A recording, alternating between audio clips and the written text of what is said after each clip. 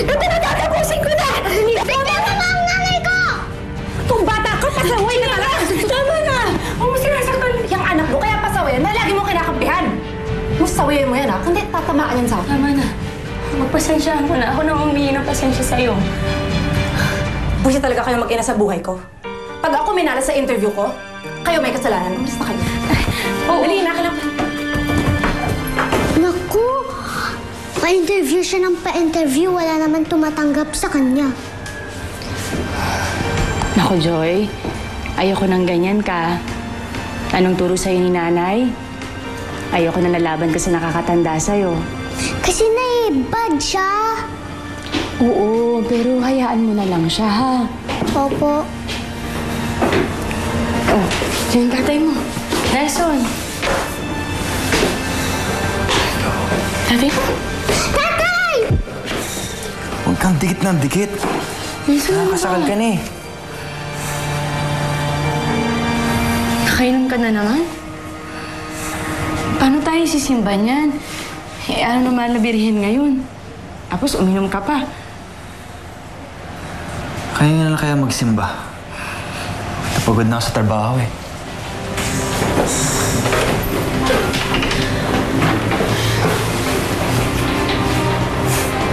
Kahit araw-araw ka pa magsimba, kahit magdasal ka sa lahat ng santo, hindi na magbabago buhay mo.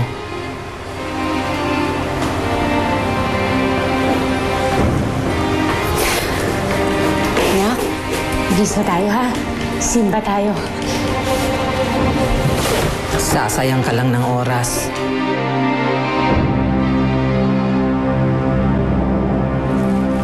O Joy, wag kang bibitaw kay nanay ha. Baka mawala ka, madaming tao. Masaya dito, grabe. Sharina! Sharina! Oh, ano na? Sasabihin na lang namin. Wow, ang daming lobo.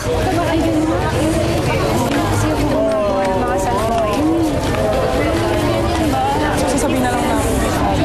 Puro sa iba nila. Sayang naman. Bata. Iingat ka. Maraming tao dito. Salamat po.